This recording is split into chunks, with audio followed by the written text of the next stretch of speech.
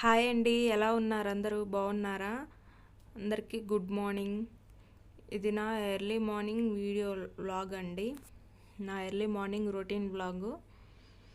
నేను మార్నింగ్ ఇప్పుడు టైం 5:30 అవుతుందండి. నేను మార్నింగ్ లేచిన వెంటనే ఒక గ్లాస్ వాటర్ తాగుతాను.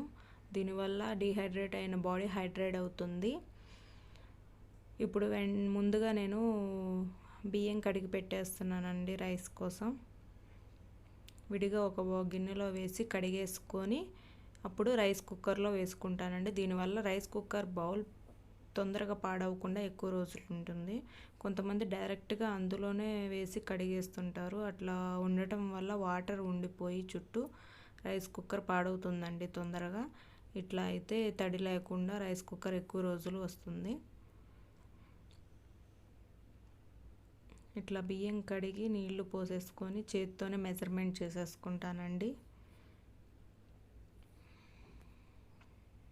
ఇట్లా పెట్టేసుకున్నాక రైస్ కుక్కర్ గిన్నె క్లీన్గా నీళ్ళు లేకుండా వాటర్ లేకుండా తుడిచేసుకోండి. తుడిచి పెట్టేసుకొని ఇప్పుడు నేను కర్రీ కోసం పప్పు చేస్తున్నానండి, దోసకాయ పప్పు. దానికోసం నేను కందిపప్పు ఒక 2 గిన్నెలండి, నేను మెజర్మెంట్కి ఒక గిన్నె పెట్టుకున్నాను. దాంట్లో అవి వేసుకొని శుభ్రంగా కడిగేసి పక్కన పెట్టేసుకొని ఇప్పుడు ఈలోపు నేను కూరగాయలు అవి తెచ్చుకుంటున్నాను అండి పప్పు కోసం.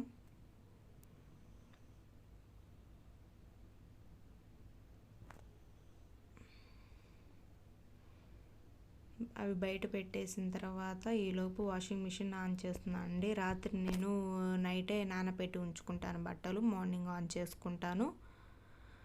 ఈలోపు పప్పుకు కావాల్సిన దోసకాయ కూరగాయలన్నీ నీట్గా కట్ చేసేసి పెట్టేసుకుంటున్నాను. తింటున్నాను అనుకోబాకండి, చేదు చూస్తున్నాను, చేదు ఉందా లేదా అని. ఇట్లా మొత్తం దోసకాయలు, టమాటాలు, పచ్చిమిర్చి అన్నీ కట్ చేసి పక్కన పెట్టుకుంటున్నానండి. పక్కన పెట్టుకొని ఇప్పుడు పప్పులో మొత్తం అన్నీ వేసేస్తున్నాను. ఇట్లా దోసకాయ, టమాటా, పచ్చిమిర్చి అన్నీ వేసినాక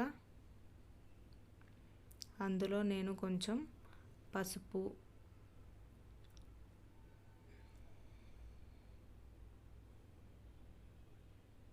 ఒక టీ స్పూన్ కారం, కొంచెం చింతపండు అండి, నిమ్మకాయ సైజ్ అంతా చింతపండు వేసుకుంటున్నాను. దోసకాయ పులుపు ఉంటే కొంచెం తక్కువ వేసుకోండి.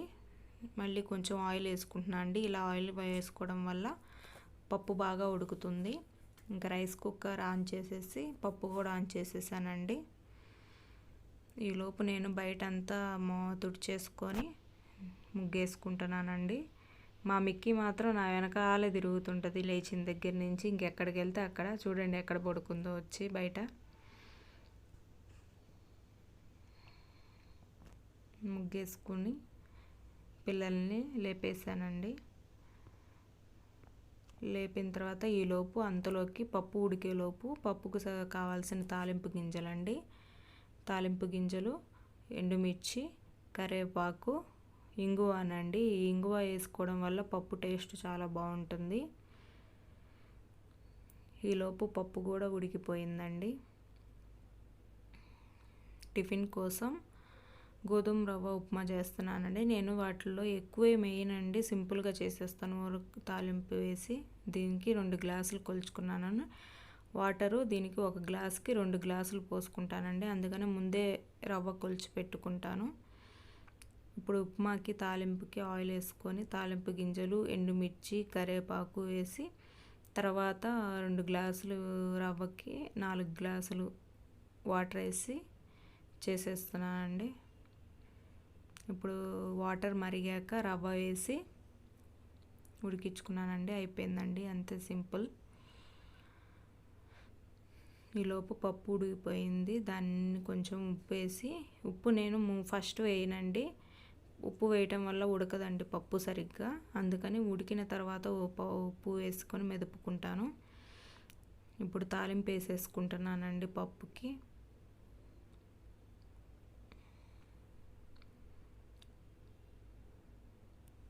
ఇట్లా తాలింపు వేసినాక పప్పు కూడా వేసి కలిపి పక్కన పెట్టేసుకుంటానండి. అయిపోయిన తర్వాత రైస్ కూడా అయిపోయింది. ఇంకా పిల్లలకి బాక్స్ కూడా పెట్టేస్తున్నాను. బాక్సుల్లోకి కర్రీ అంటే కొంచెం ఎక్కువే పడుతుందండి మనం మామూలుగా తినేదానికంటే. టిఫిన్ పిల్లలు రెడీ అయిపోయారండి. పిల్లలకి టిఫిన్ పెట్టేశాను. ఈలోపు పాలు కాగపెట్టి మా ఆయనకి కాఫీ కల్పిస్తున్నానండి.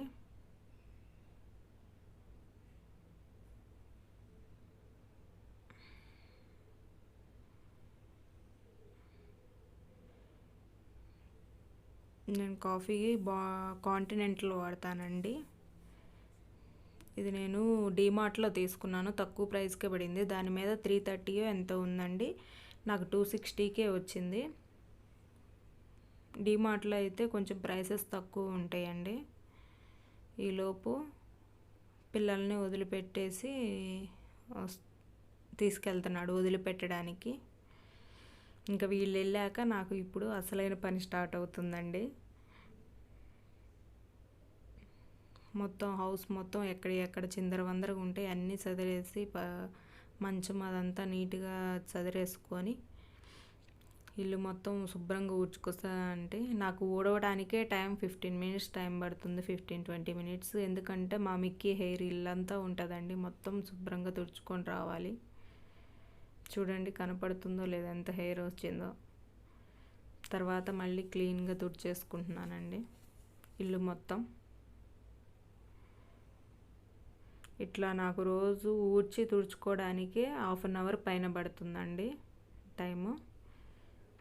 ఈలోపు బట్టలన్నీ వాషింగ్ మిషన్లోంచి తీసి పైన ఆరేసి వస్తానండి.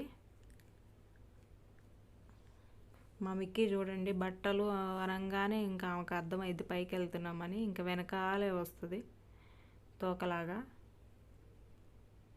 ఎప్పుడెప్పుడా అని ఉంటుంది. బయటికి వెళ్తే వెళ్ళిపోదామా వాళ్ళతో పాటు అని.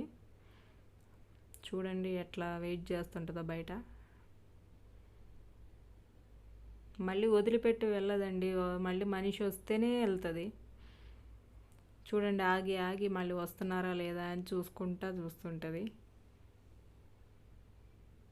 చూడండి ఎట్లా తిప్పుతుందో. తిప్పుకుంటూ పోతుంది.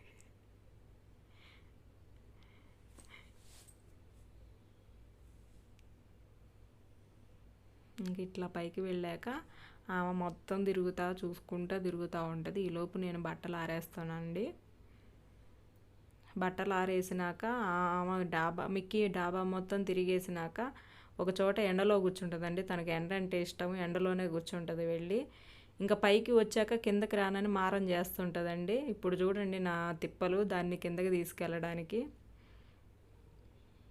అస్సలు లెగవదండి. అస్సలు రాదు. లేపి మళ్ళీ లేపుతుంటే కొరుకుతుంటుందండి రానని. చూడండి ఎట్లా కొరుకుతుందో. ఎట్లాగొట్లా తిప్పలు పడి ఎట్లాగొట్లా కిందకి తీసుకెళ్ళి కూర్చోబెడతాను. ఇంకింతటితో నా ఇంట్లో పని మొత్తం అయిపోతుందండి. ఇప్పుడు నేను రిలాక్స్గా బ్రష్ చేసుకొని ఇంకా టిఫిన్ చేస్తానండి.